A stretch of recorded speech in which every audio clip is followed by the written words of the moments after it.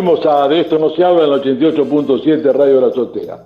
Como todos los jueves tenemos a nuestro historiador estrella, que es Franco Manes. ¿Cómo va, Franco? Muy bien, Rubén. Acá esperando para poder continuar con lo que veníamos hablando la semana anterior. Contanos qué nos trajiste, dale. Bueno, recuerdan ustedes que la última vez hablamos de el inicio prácticamente de la Guerra del Paraguay, que tenía mucho que ver con la parte, digamos, que nos corresponde a nosotros, era con la convocatoria de esas fuerzas del interior que no habían respondido como el gobierno de Mitre esperaba, que se habían producido muchas sublevaciones y habían dado lugar a lo que se denomina los últimos representantes más jerarquizados de la montonera del interior, el Chacho Peñalosa y Felipe Varela. También habíamos hablado de la acción de Urquiza, el protagonismo que había tenido Urquiza, todo ese protagonismo sinuoso que después de la batalla de Pavón, y que no había podido juntar las fuerzas. La Guerra del Paraguay, todos sabemos, es esa intervención que realiza el Imperio brasileño sobre el gobierno del Partido Blanco, que es desposeído del poder, y pide ayuda al presidente Solano López. Solano López quiere ir a auxiliar al gobierno uruguayo, quiere pasar por la provincia de Corrientes, pide permiso a Argentina, Argentina se lo niega, y él pasa igual, hay una escaramuza, y en lo concreto es que ese hecho de dos barcos, de pequeños barcos que había frente a Corrientes, que son tomados por los paraguayos, motivan la ruptura de relaciones. Y yo siempre recuerdo que es interesante recordar, porque toda la oficialidad y todos los sectores importantes de Buenos Aires creían que la guerra iba a ser un paseo. Arriba, en la calle, vos que conoces mucho Buenos Aires, Rubén y otros compañeros, sí, donde está el Museo Mitre, la calle San Martín, esa era la casa de Mitre. Desde esa azotea se había juntado la población o todos los sectores adherentes a él y había dicho en 24 horas a los cuarteles, en 3 semanas en campaña y en 3 meses en Asunción. Así es. La guerra duró 5 años. Así es, sí. ¿Cuánto duró? Perdón, no te escuché bien. ¿Cuánto duró, Franco? 5 años. 5 años. Oh. Y brevemente, no podemos ir en todos los detalles, pero esencialmente la alianza con el Imperio de Brasil y Uruguay, el gobierno que había sido, digamos, que terminó siendo el Partido Colorado, esa alianza, cuando declaran la guerra argentina, funciona y se arma el ejército que se va a enfrentar contra el Paraguay, y lo encabeza como jefe militar Bartolomé Mitre, que en ese momento él es presidente. Sí, y Rubén, ¿decías algo? Te quería hacer una pregunta, porque a mí siempre me quedó la duda con ese tema. Bueno, por ahí después lo vas a desarrollar. El tema de la incidencia de Inglaterra, del Imperio Inglés, en esa guerra, en realidad, ¿no? Es decir, algo tuvo que ver, tengo la sensación. Y sí, porque primero, Inglaterra siempre estuvo atrás de Brasil, y el objetivo de manipular a Brasil, ya desde la época, cuando nos enfrentamos, la época de Dorrego, cuando se declara la independencia de Uruguay, recuerdan que lo que no querían en realidad los ingleses era, que creo que no lo alcancé a decirlo otra vez cuando hablábamos de la guerra de Dorrego en el Brasil, no quería que un solo país fuera dueño de los dos estuarios, o sea, de las dos orillas, porque si era dueño de dos orillas, era desde el punto de vista del hinterland, de la ocupación de todo el espacio y de la consolidación de las riquezas interiores, iba a ser un país muy poderoso. Entonces, claro, siempre Inglaterra apuntó a la división. De ahí que Uruguay termina siendo una fórmula. Yo me acuerdo que a vos te preocupaba mucho la provincia cisplatina.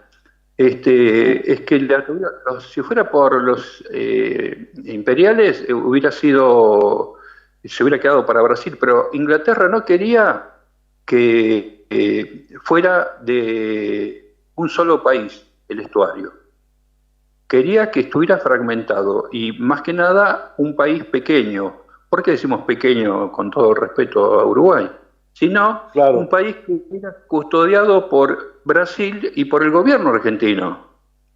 Siempre, si uno lee la fundación de la Constitución de 1830 y demás, somos los garantes del Estado uruguayo, tanto Argentina como Brasil.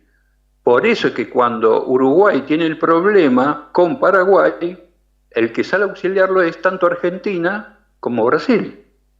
Ese es el antecedente que hay de su intervención. Pero todo esto es operado por los ingleses, por esto que estábamos hablando. Por un lado, el dominio del estuario del Río de la Plata. Y en segundo término, obviamente, había una construcción política que venía ya de hace más de 30, 40 años, de autonomía plena que tenía Paraguay. Paraguay tenía una fundición de ubicuy, tenía fabricación de pólvora, tenía un fuerte militar que se llamaba Humaitá, tenía un desarrollo cultural muy importante desde el punto de vista de escritos, de literatura. Hay pocas pruebas de las cosas que tenía Paraguay, porque cuando se produce el fin de la guerra y el triunfo rotundo de Brasil, que Brasil es la que más se benefició con esta guerra. Brasil llegó ya nos adelantamos al final, Brasil llevó en el último periodo 120.000 hombres contra Paraguay, soldados. Sí, sí. O sea, Brasil arrasó la ciudad de Asunción. Y cuando decimos arrasó, lo que quiero decir es que entraba a toda la ciudad, a todas las casas, que eran todas violentadas, gente que era asesinada, se llevaban hasta el material de utensilios familiares, platos, bandejas, el imaginario todo. Claro. El imaginario que relata un historiador es, en la Plaza Mayor de Asunción estaba lleno de tiendas, de campamentos. O sea, las casas las vaciaron todas, la gente se fue, o la mataron, o se escondieron huyendo hacia el norte. La destrucción es tremenda. Y esto como historiador uno también hace un mea culpa, porque no podemos, ya me parece por estas épocas, no hablar de una guerra que fue la guerra más larga que tuvo la Argentina. Es una guerra de 5 años. Y tuvimos que ver con todo eso.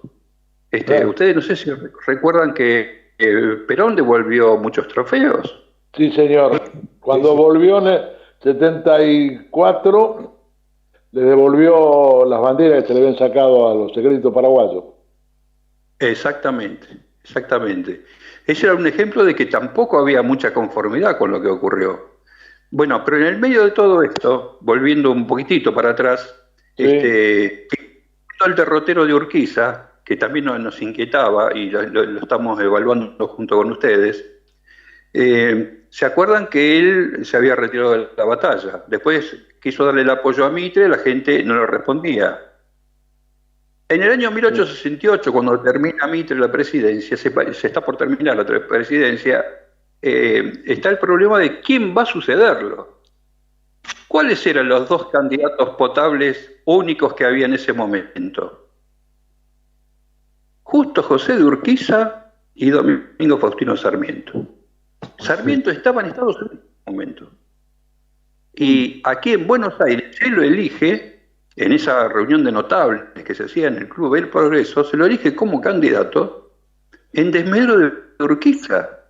Urquiza estuvo a punto de querer ser presidente otra vez. Y es muy llamativo. ¿Y quién es el que bendice la candidatura? Bartolomé Mitre. Mitre, claro. A Urquiza le bajan la postulación. Así que, ¿qué queremos interpretar con esto?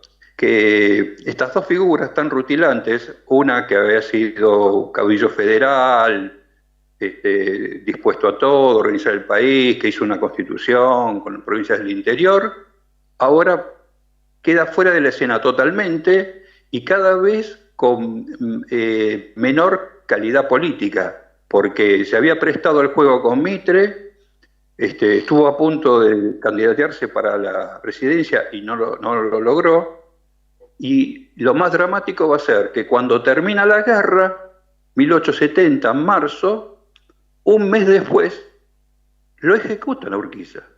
Sí, sí. En su propio lugar, en su propio palacio. Así que...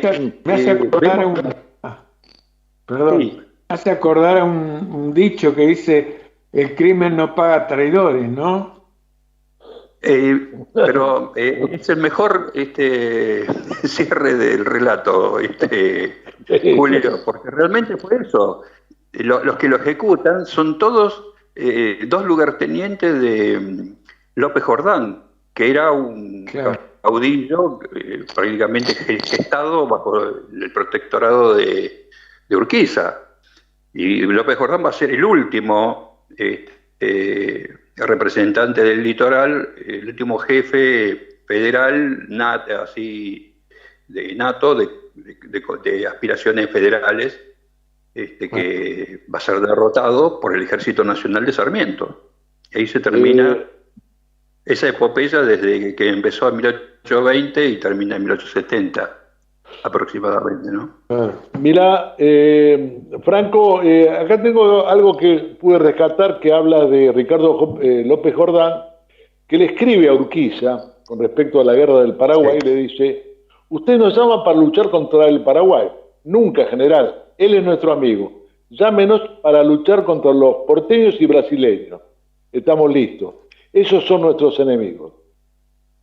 Fíjate qué comunión había entre ellos, ¿no? Exactamente. Bueno, recordá que esa fue un detalle que no había comentado cuando hablaba de esta resistencia que habían hecho ahí en Toledo y en la otra ciudad, que no me acuerdo en este momento, que los había convocado y se dispersaron, era que esa población estaba muy vinculada con los paraguayos. Había parientes, había hermanos, primos. Era una cosa insólita pedirle que se levantaran contra los paraguayos. Y más que nada, y fíjate que ahí toma mejor dan algo de Varela. Varela planteaba que había que levantarse y ir contra los porteños. Sí, también eso te iba a decir. Felipe Varela también estaba totalmente en desacuerdo con la guerra del Paraguay.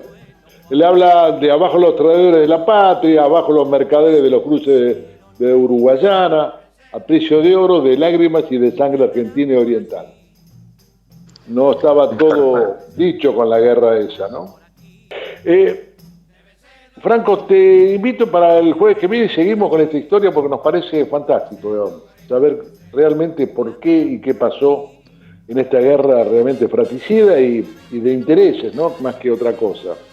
Y de alguna manera también nos refiere al presente, ¿no?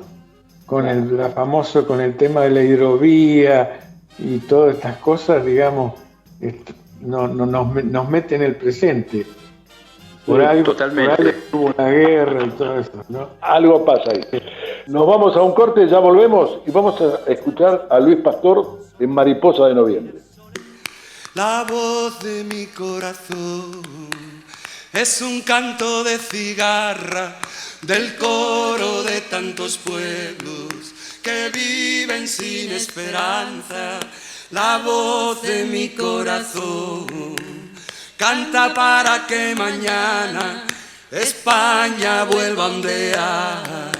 Bandera republicana, mariposa de noviembre, violeta de mi jardín, un racimo de canciones de tu parra yo cogí. Mariposa de noviembre, parra de muchas canciones, violeta, voz y guitarra de todos los corazones.